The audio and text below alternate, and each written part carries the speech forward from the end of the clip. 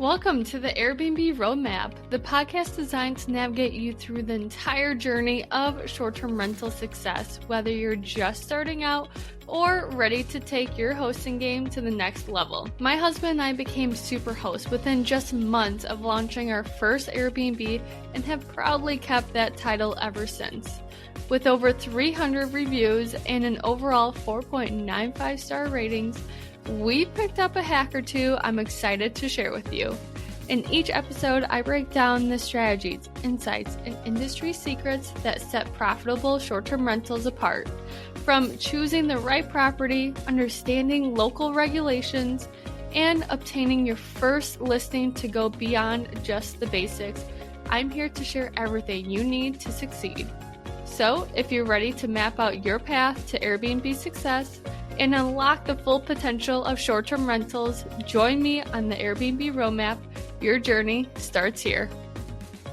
Hey, I'm Brittany Wenninger, and thank you so much for tuning into another episode of the Airbnb Roadmap. I will admit this episode is pretty cringy for me, and that's because I see these common mistakes that short-term rental hosts do very, very often. I'm one of those people that I will scroll on Airbnb, I will scroll on Vrbo just to see what is out there, and I just think it's funny that I do this because people scroll on Facebook and whatnot, but I just love looking at the properties. I love seeing like why people did what they did and how they did that and if they are successful. So I'm a total creep on mostly Airbnb. So if you are ever looking over my shoulder, that's probably what I'm doing. Anyways, let's get on to the episode. Now, I will admit I will be saving the most important mistake that you need to avoid for the very last. And that's because honestly, every single mistake that I'm about to share is very important. And again, I see them often. So make sure to stick around for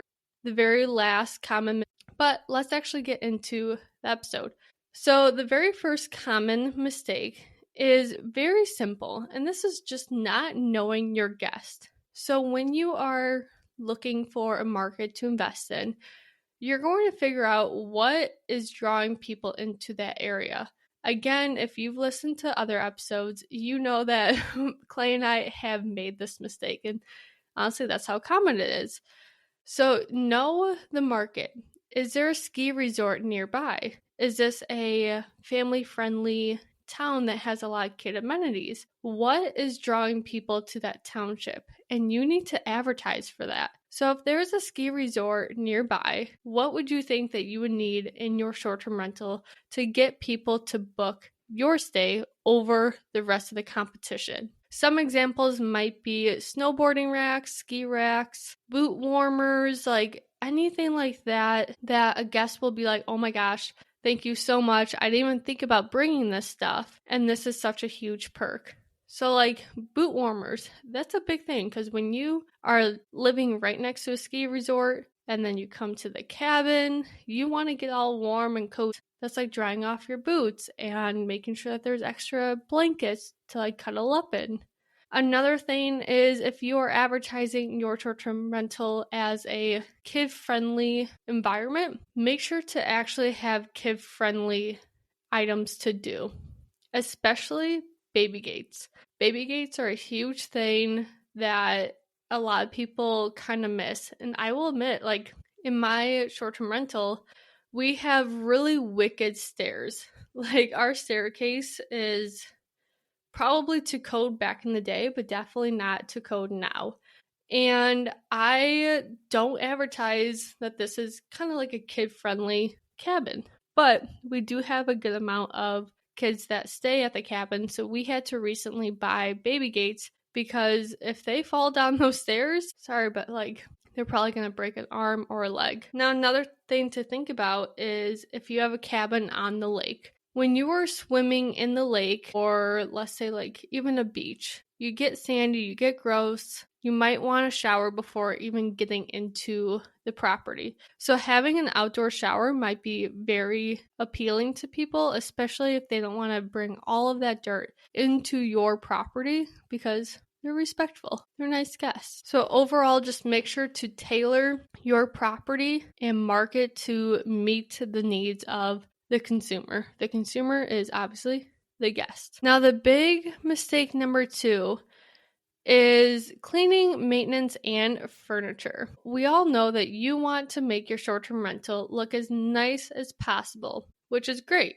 I would want that for you too, obviously. But when it comes to the furniture of your short-term rental, you really have to think about your guests, because when you have a small, rock-hard couch, yes, it might look super cute, but it's also not comfortable, especially those designer chairs. Also, think about that these are people that are staying at your cabin for literally a vacation. They want to have a good time. They don't want to think about, not staining the couch. Obviously, they're not going to try to stain the couch, but they don't want to constantly be like, oh my gosh, I just spilled a crumb on this super expensive couch. So my advice to you is to get medium grade furniture. Do not get like the super expensive stuff. Do not get IKEA quality. Get the middle grade. I really like Wayfair. I know some people are kind of like about it, just because everything does come in a box and you do have to assemble it. So if you don't assemble it correctly, it might fall apart. Knowing from, my experience, I've tried to put a coffee table together with power tools. And again, I'm not a handy person. And let's just say, I think I split the wood. And also Clay has had to fix that coffee table a couple times now. So sorry. But when you also buy expensive furniture, you will be on edge a lot about, how's my couch? How's my kitchen table? Oh my gosh, there's a dent in the kitchen table.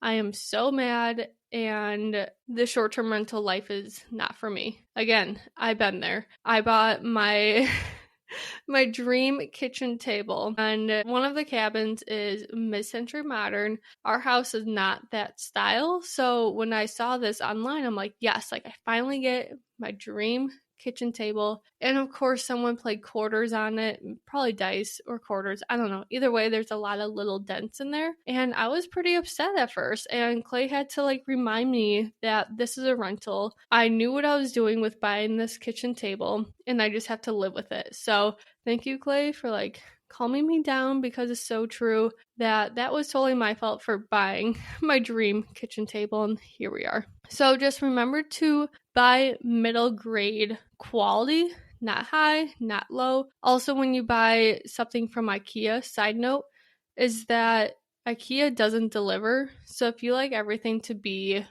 cohesive and you buy a lot of stuff from IKEA, you probably have to go back to IKEA, buy more of that product, and then take it to the short-term rental. Also, when you buy furniture, think about how to actually clean it. If you buy a cloth couch, is that easy to clean if there's a stain, rather than a leather couch or the fake leather, whatever it may be? Again, we're going to go over buying furniture more in detail and what to look for, but at least this will give you a general idea of buy medium quality. Another thing that's part of this mistake is getting behind on the maintenance. And this also falls into not delivering on your promise, which is mistake number 3. So when you advertise for your short-term rental, obviously you're going to try to make it as pretty as possible in your listing. If a guest goes to your property and they just don't feel the quality, they don't feel the value of the price, that is part of the review system. When the guest does review you, they will say it's either 3 stars, 4 stars, 5 stars for the quality and value of the property. So don't fall behind on your maintenance. If something is broken, try your best to fix it right away. Or warn the guest saying, hey guest, we just got notice from the previous guest that the Keurig is out of order.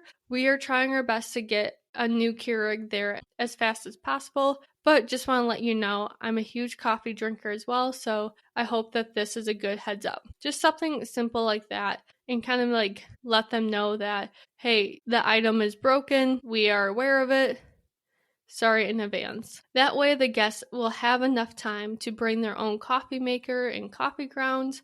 If you don't provide that either, just be upfront with your guests instead of try to be super secretive and think that like they're not going to notice, because these are people that are spending 2, 3, 4, 5, 6, 7, 8 nights at your cabin or property, and they will start noticing things because people are nosy. And honestly, I do the same thing. So just be upfront and try not to keep that as like a little hidden secret. For the delivering on your promise, when you say that your kitchen is stacked, people will take that verbiage and think that you have all the pots, pans, utensils, cooking supplies, like you are a fully loaded kitchen.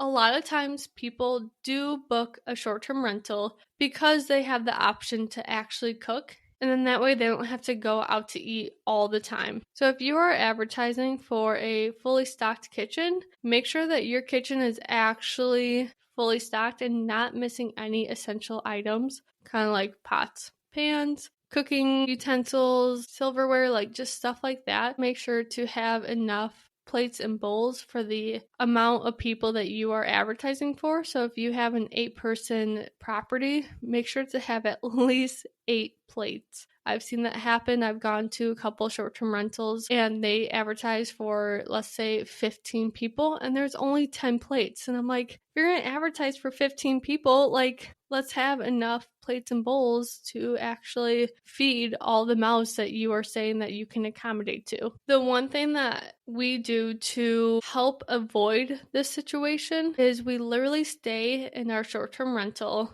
for around like 3 to 5 days after everything is completely done. And the reason why we do that is because when you are living in a property, you're going to know right away what you are missing, especially when you start cooking, getting ready for bed, getting up in the morning, getting ready for work, and all that good jazz. So we actually just stay in our cabin like we are guests, and we just have a notepad on the counter, and we just jot down things that we need to buy that we are already noticing that are missing. I highly advise you to do this as well, because you may think, oh yeah, I already have everything. I know I do.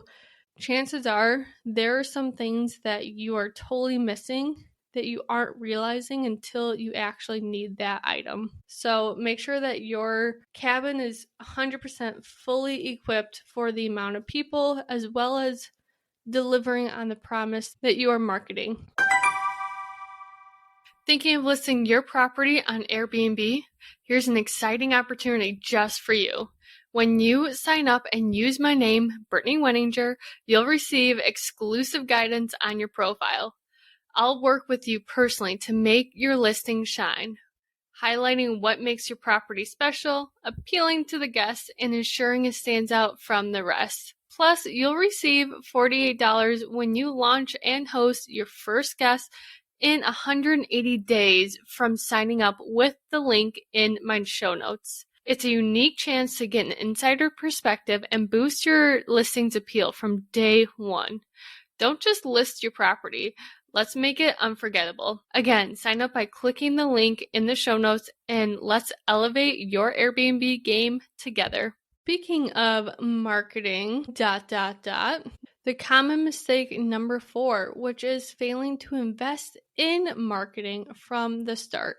So I know when you are buying a short-term rental, you have to buy the property. You have payments that you have to pay off. You have the furniture. You have the renovations. Like, there are a lot of things that you have to have upfront money for. And unfortunately, marketing is not everyone's top priority. And to be quite honest, it should be.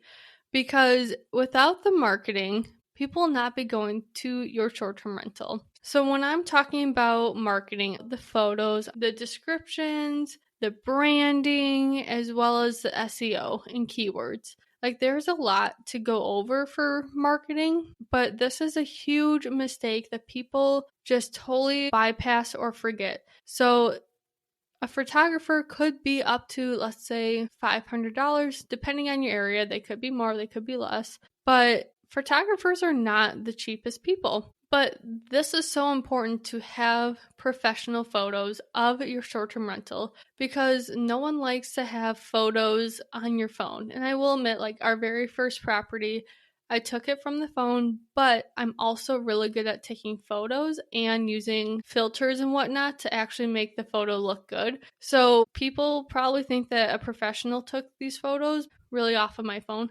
But again, like I have been doing this a long time, so I know what I'm doing for that. Now, will we have a professional photographer take photos of that property?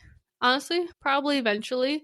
That's kind of one of those things that Clay and I were talking about recently, that if I'm telling people to get professional photos, I should probably do that myself. And you're not lying. Like, I really need to get professional photos for that cabin because, again, done off my phone and I'm not practicing what I'm preaching. But anyways, so make sure to have professional photos. Just try to stand out as much as possible, especially with the detailed photos for your property. So, for example, we have Life board game, and I set that up on the table, and our photographer took some detailed shots of that. Now, does that really stand out? Yes and no, because no one else has a photo of the game Life, and it kind of just looked very cool and vintage, and that's what we were going for that property. Another thing to think about is writing a engaging and accurate description.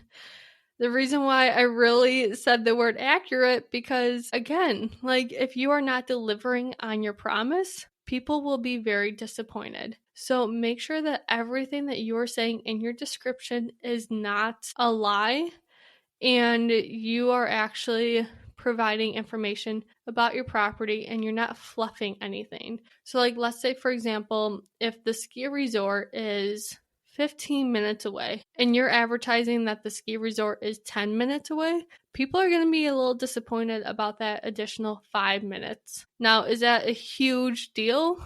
To me, it wouldn't be, but there is a lot of Karens. Sorry if your name's Karen, but there are a lot of people out there that will probably complain about that 5 minutes. So let's try to avoid that and just have a very truthful description about your property, especially what's in there, like what type of utensils, what do they need to bring? Like, do they need to bring pillows or sheets? Like, spell everything out from the beginning. So then when they are booked and about to go to your property, they're not blindsided. Another thing that you can do for marketing, and this is something that Clay and I do not do just because I have already so much on my plate, but that's utilizing social media. So you can create an Instagram account and market the heck out of your property. And hey, it might go viral and you might get a lot more bookings for a higher night stay. I'm not saying that it will actually happen, but there's a good chance that, you know, there's a group of girls taking photos in front of your cute short-term rental and they tag other people. Those people see it, and then it's a really great word of mouth. So if you have time on your hands and you don't mind doing any social media, for sure utilize that because people do take a lot of photos at your property. Sometimes they share those photos with you, sometimes they don't, but they tell other people when they get back in town, hey, I just stayed at a really cool short-term rental.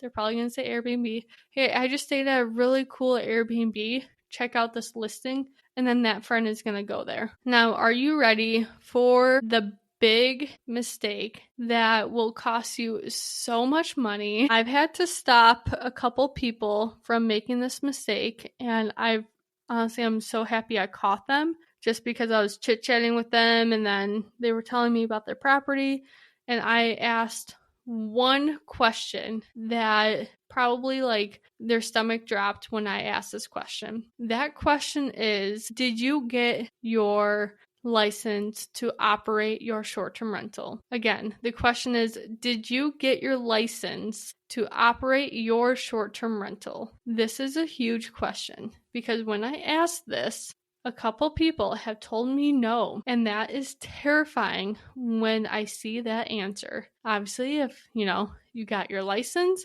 and they answered, yes, I have all my license, I'm about to list the property, awesome. Like, that's what I love to hear. If you tell me no, that is huge because what could happen if you do not get your license? And again, like my knowledge is just from Wisconsin. If you do not have your license and your property is up on Airbnb, the township and county, and mostly the county is looking for this because the township has other things to do, but there are people that are literally hired to try to find you if you are one of those people that would answer no, but they will contact you and say, hey, you are operating without a license. You need to apply for one. Once you apply for your license, there is a very good chance that they will actually reject your application, kind of as a, hey, you were operating without a license to begin with. You're already a rule breaker. We're not going to give you this application now because you already messed up. The reason why they care so much about this is because the county gets their cut for the taxes. The township gets their cut for the taxes. Like, there's a lot of money that you just kind of like stripped them of. And that's their way of saying like, hey, sorry, you already messed up. We're not going to grant you this. So make sure to have all of your license before you put the property up on Airbnb, Vrbo, Booking.com, or wherever you want to list your property. Even if it's a self-management property, you still have to get the license. Because again, if you don't, they will find you. They will shut you down. And now you don't have any revenue going to that property.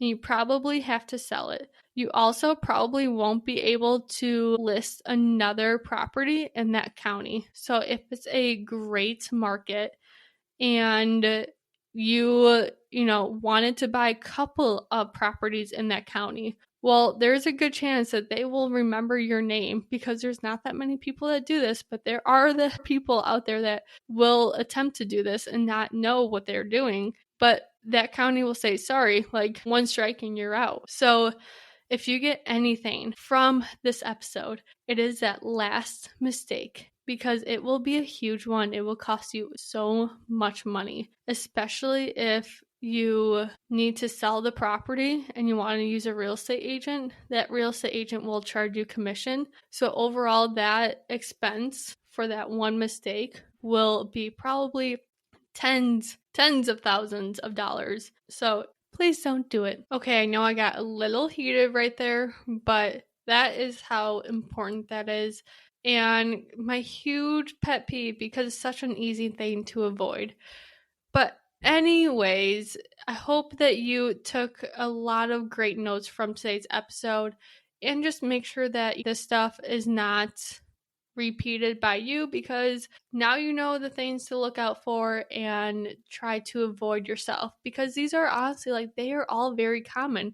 A lot of people do them, and now you know how to avoid all of that shenanigans overall. Thanks for joining me on another episode of the Airbnb Roadmap. If you're loving these episodes and want to keep the conversation going, be sure to subscribe. Leave a review and share this podcast with someone who's ready to dive into the world of short-term rentals. Got a question or topic you would love to hear about? Reach out. This podcast is all about growing and learning together. And don't forget to follow me on Instagram, the Airbnb Roadmap. Can't wait to see you there. Until next time, here's to turning your short-term rental dreams into thriving realities. I'll see you next time.